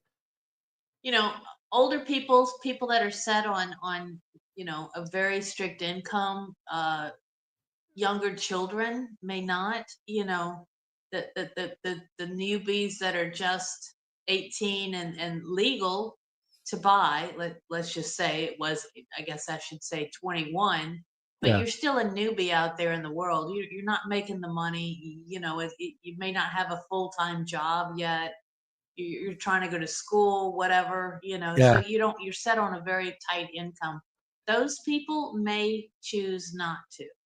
Yeah. But as they get older, I think most of us would choose the American-made product. Yeah.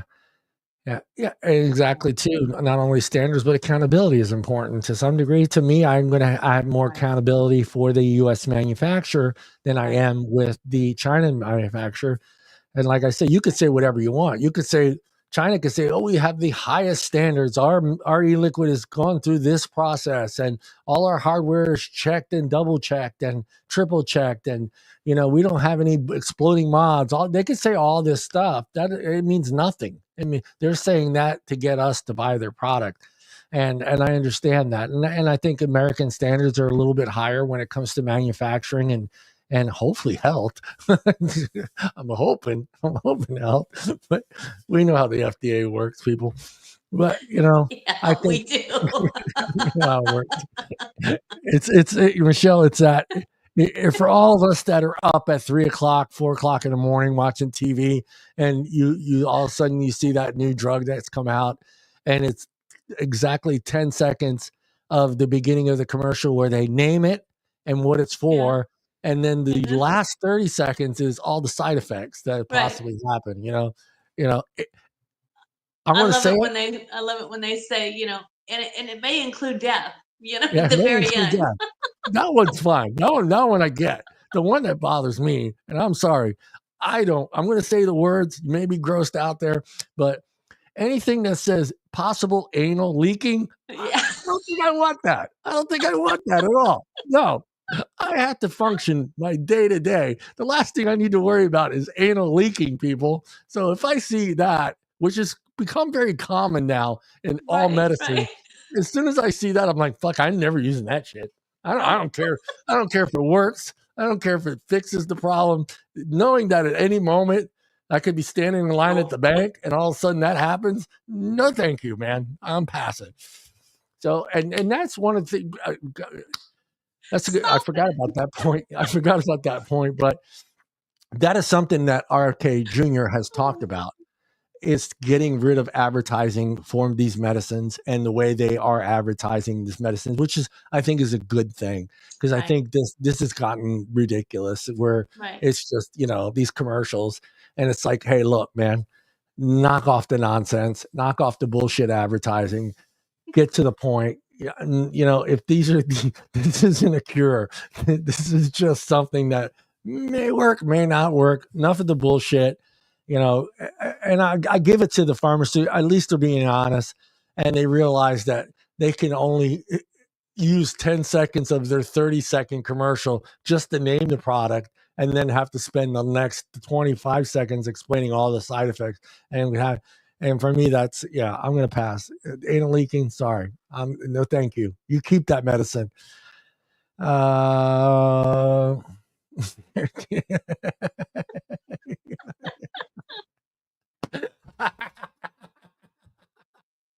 don't want any of it. Microwave, I don't want any of that. I don't even want to see it possible or maybe or could.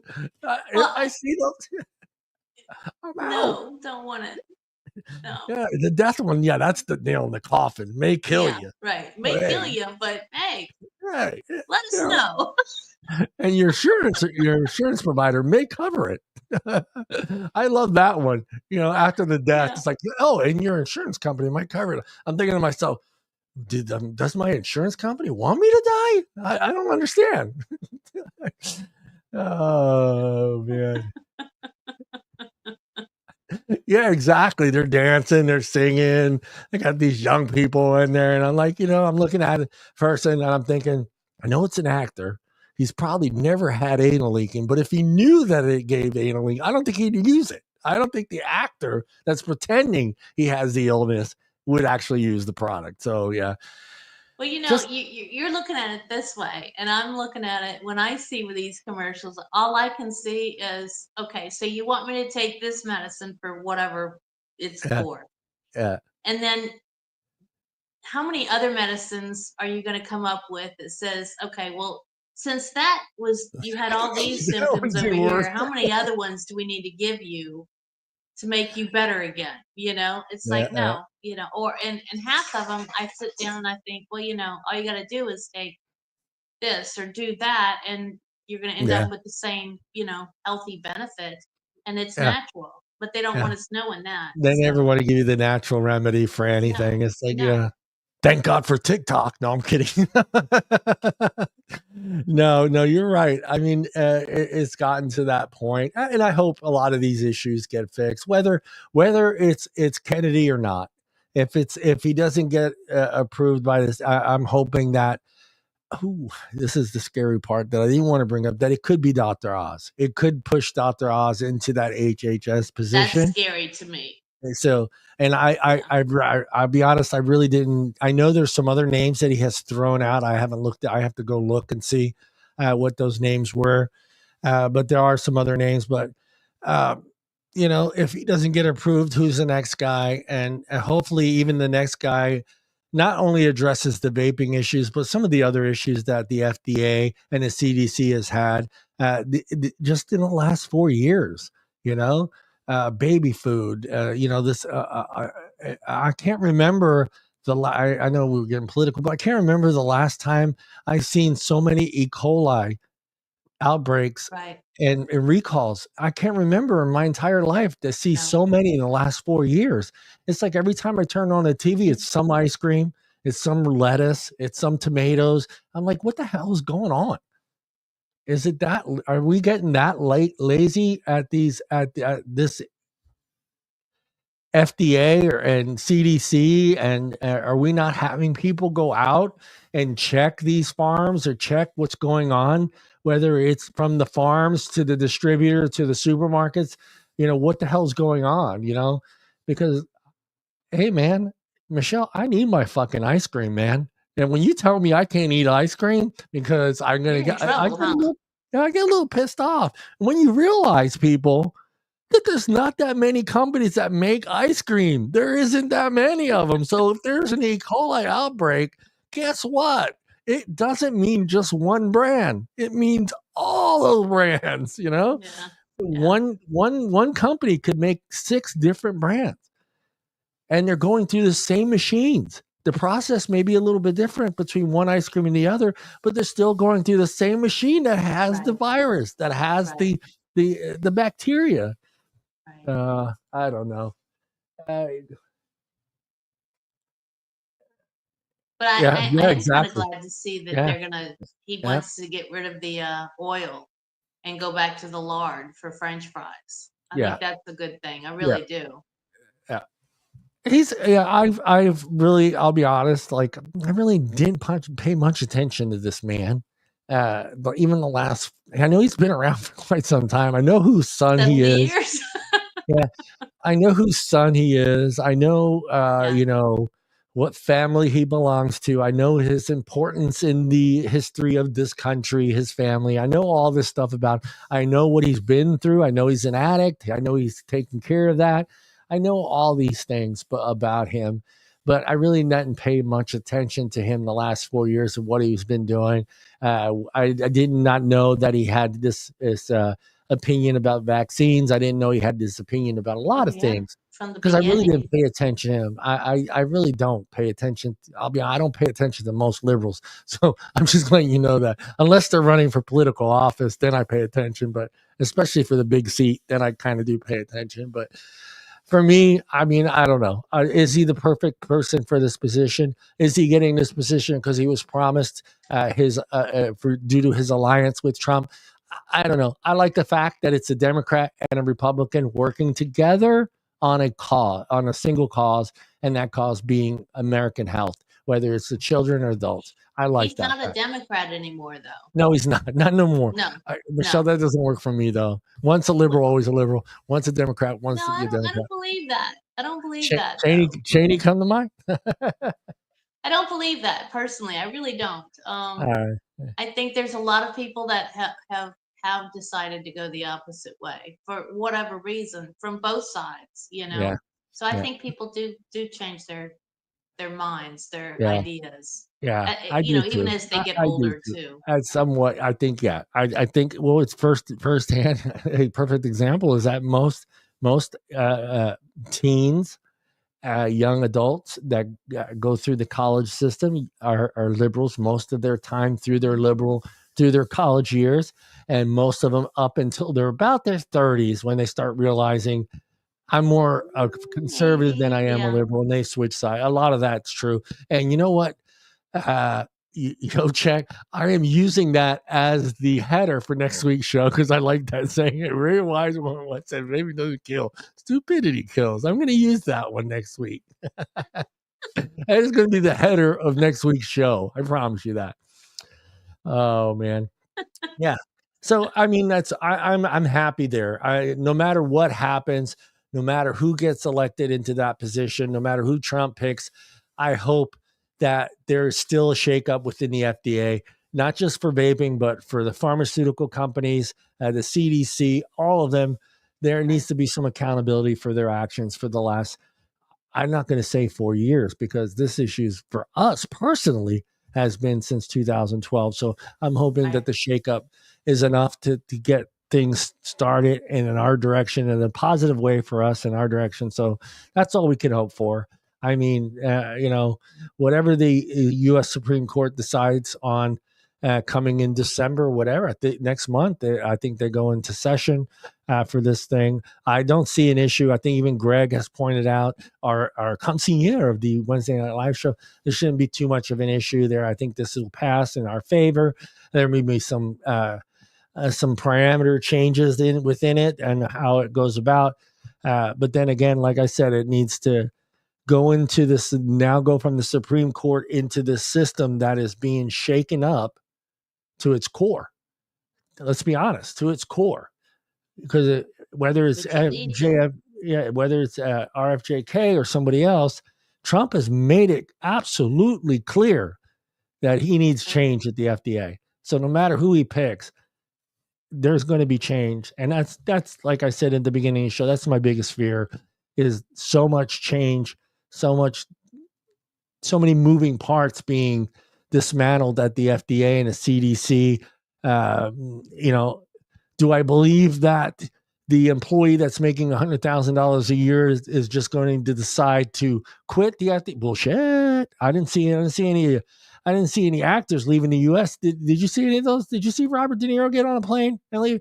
I didn't see him. Not yet. Did you see it? They're not going nowhere. And for someone in the FDA to say, I'm leaving because RFK is coming in or Trump's coming in, and leaving in this economy for a job that they've got right now, a cushy job that they have right now. Maybe it's the fact that they think they're going to get fired, Michelle. Maybe that's it. They're being proactive. They're like, I know I'm going to get fired, so I'm going to start looking for a job elsewhere.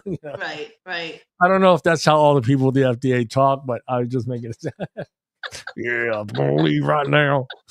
Screw that damn Trump and that RFK. Oh. Yeah. Let's not. Oh, don't bring up that topic, please. Don't bring up that topic. Yeah, I know where I'm getting my cupcakes, Michelle. You know where you're getting your cupcakes? God damn! If I lived in Rhode Island, or if I knew I could get those cupcakes shipped to me, try them. Yeah, I would buy them. I would buy so many of those cupcakes. I wouldn't be funny. Oh my goodness. Yeah, well, Michelle, I don't know that they'd make it all the way down to Florida. Hey, FedEx has got that freeze package dry shit. They could do something. I know, probably so, but yeah. That's it. I know the farmers always a tricky topic when it comes to the FDA. No matter if it's RFK or it's Oz or it's Trump. We can't forget that they got billions. They got billions of dollars, and they can do a lot of things with those billions of dollars, and they can sway a lot of votes with those billions of dollars. So yeah, I mean, they have to be somewhat shaken in their boots. They know Trump don't fuck around. Sorry, I cussed. I can see them making some moves here from now until January on trying to make sure that they hold their ground with the FDA, the CDC, and some of the other court systems and judges that are going to be ruling on a lot of these changes. That's the thing I think people forget. No matter what changes take place, there's always going to be a group that's going to fight it. So these fights go to these courts. I wish Greg was here because he can go through that whole. These fights will go through 5th District Court, 6th District Court, and these court that they're going to do the same thing we did. Take it to a friendly court that's filled with liberal judges and Democratic judges, and try to get that thing, and then just hold this process. That's why I said 6 to 8 months. I think into 2025, where we may start seeing a little bit of changes to our industry as a whole on whether or not our products are still going to be on store shelves. And then the other problem, Michelle, the states don't have to agree with those rules and regulations. And that's the problem of a whole new other show on what could possibly happen to my my big state of California, on whether or not they tell the federal government, I'll do the Italian way, whether they give the federal government the Ava Fangul symbol, but I don't know. See, it's too much. My head hurts. My fucking head hurts, man. Hey, Michelle, we're going to cut the show short. Okay.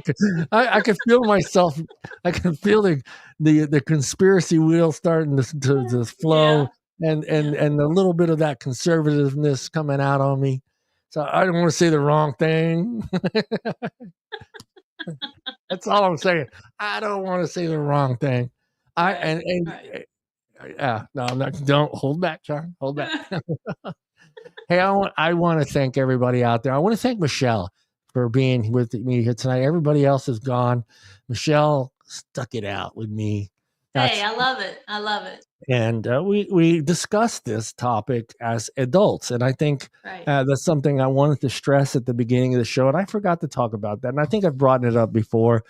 And I think Michelle herself has grown up in this generation where we actually got to see our parents and my parents' friends and family members sitting down at a table, drinking coffee and talking politics, and be able to have that discussion as adults and not call each other names, not kick them out of the house, not tell them they're no longer part of their family. And all this other nonsense. I grew up seeing that. I grew up, watching my parents and my uncles and my aunts and neighbors sit down. My mom always had people over for coffee. They were always talking, and it was always be about politics. And they were right back there the next week, still best friends, still borrowing sugar from each other, still doing this and that together.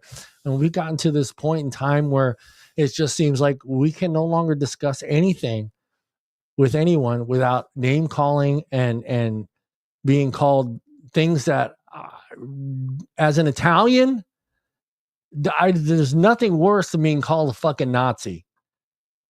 Okay. Because I've heard the stories from my grandparents, what happened to a lot of Italians in Italy by Germans. So when I hear someone say, how can you be a conservative? How can you be a Republican? You're a Nazi. And I'm like, are you fucking kidding me? Sit down. I'm going to share you some stories. You ever heard of a guy named Mussolini? And I'll go through the story. My grandparents lived through that nonsense. So for me, if that generation can sit at a coffee table, discuss politics, still be friends, no name calling, no shunning out, no disowning, no unfriending. Thank God there wasn't Facebook back then. Who knows what would happen? Right. So it just, I wish we could all get back to that. It was nice being able to just have that conversation and not have someone call me some name that would just irritate the shit out of me. So I hope we can get back to that. And I hope, this industry gets to thrive and continue moving forward and helping millions and millions of people quit smoking every day. Because I'm going to say it. Cigarettes aren't going fucking nowhere. I don't care what anybody says. I don't care if they think they, these countries like New Zealand that are trying to change the age thing and eventually wipe out. They're not going anywhere. Right. They're not going anywhere. Cigarettes will be available to the general public and my generation, the rest of my generation, the rest of my kids' generation, and probably my kids' generation, they'll be here. So having vaping around and flourishing and giving people an alternative to a product that I believe is better for you and is going to help you quit and has a system of helping you quit completely. If you do it the right way, you can quit. That's what people forget about our industry. We didn't make it so you can't quit. You made it so we can't quit because you brought these in. If you would have left us alone and you would have left the open system available and thriving, people would have transitioned from 20 down to 3, down to 0. And a lot of people I know have walked away and done and have not smoked since. A true story, I'll tell you right now. I've never really gone below 6 in my NIC, and I've found myself with 6 bottles of 3. And so I stuck a 3 in here about 4 days ago. And that's all I've had is 3. And I haven't noticed a difference. And I'm one who does, because I literally use it for anxiety.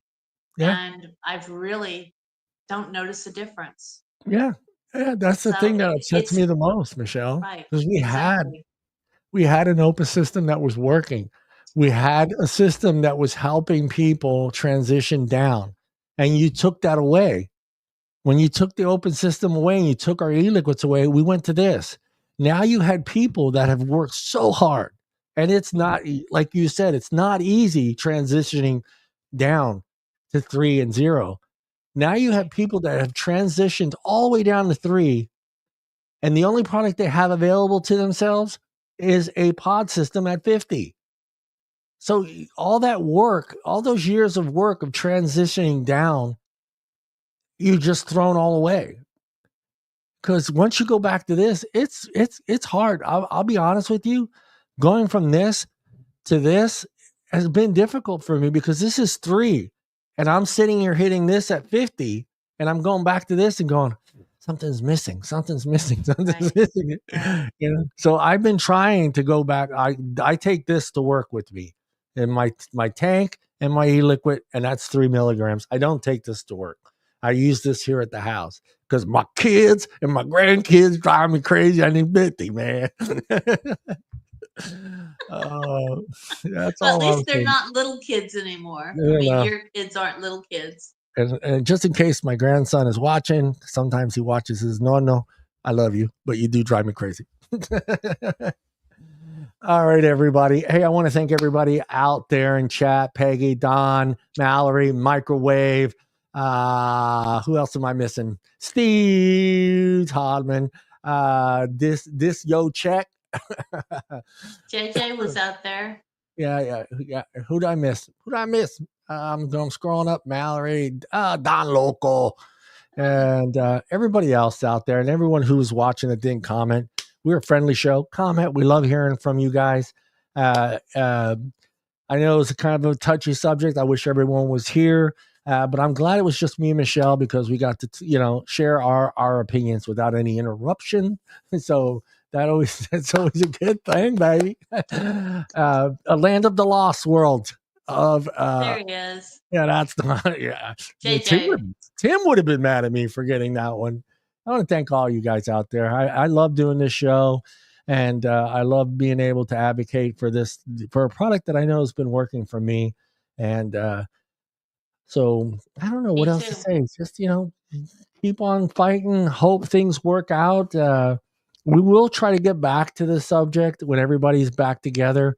But what I plan on doing this time is it's going to be bad, but I'm going to try to get both sides of the issue addressed with people that are on either side of this issue. But again, my focus is on the vaping part. I don't give a shit what's in your closet or what you're going to.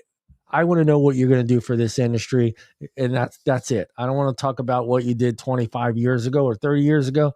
I want to know what you're going to do today, right now, for this industry, and that's what's important to us as vapors. The other stuff, you want to talk about that? Go. There's always another channel that does just that. So go look for that channel. All right, Michelle. Thank you again to Michelle. Everybody, Michelle. I don't know. I was trying to find the hand clap thing. It's over here somewhere. I can give you this one. Michelle, peanut butter jelly time. Peanut butter jelly time. Where you at? Oh, yes, I'm a goofball. But thank you again, everyone out there. And we will see everybody next week. Everybody have a great Thanksgiving. Those that celebrate Thanksgiving, you have a great Thanksgiving. I am cooking turkey for the first time. Heads up. If you see a house burned down in Modesto, it's probably mine.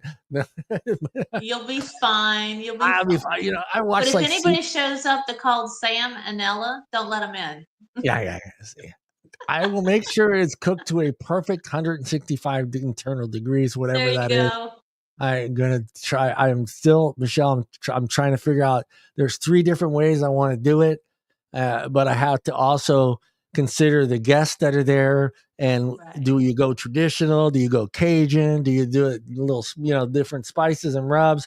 I'm going to stick with the traditional turkey cook with the butter, salt and pepper, blah, blah, blah, stuffing it with oranges, lemons, garlic, and onions in the inside. I never do the stuffing in the inside. But I'm going to stuff it. Buy a turkey injector. No. And inject it full of butter. It doesn't have to have all the spices and all. I know. We had this conversation at work last night. I told them, I said, this is the only time of the year that you can buy a needle and a syringe and not someone think, and the syringe is this big around. Yeah.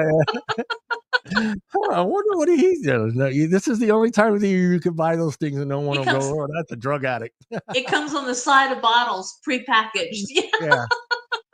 Yeah, I'm going to stick to the old traditional ways. I'm going to, like I said, I'm going to do the butter on the outside and then stuff the inside with lemons, oranges, whole onions, garlic, salt and pepper, of course, in the inside as well. Close that up and cook it that way, just the traditional way. Yeah, should be fine. I got a ham. I got a spiral ham, bone-in spiral ham that I bought too as well. I cheated with the stuffing, people. Sorry. I didn't buy stovetop. I bought some decent stuffing. It's not stovetop, but it's still packaged stuffing. And mashed potatoes I'm going to make fresh. And so I should be, it's my first time doing it. So I think it'll be, and of course, there's you going to better be take a picture of it. I am. Since it's my first one, I'm going to have everybody sit at the table, turn around, look at the camera, and take a picture of it. Like, yeah, it's the first time I've ever done it, so it should be fun. And like I said, it's just I'm gonna have to work that night, so I get home at 5 a.m, so it's perfect. I can get the bird ready about set, put it in the oven by 7 o'clock, and have it cooked and ready to go. So, but yeah, it should be fun. It should be fun. All right, everybody. No smoking turkeys. That's work. No way. No. All right, everybody. Thank you again. Everybody have a good, safe Thanksgiving. We'll see everybody have a good night. on the next show. Thank you, Michelle. Thank you, everybody out there. Thank you, John. Look into the camera, Michelle, and say goodbye. Bye, everybody.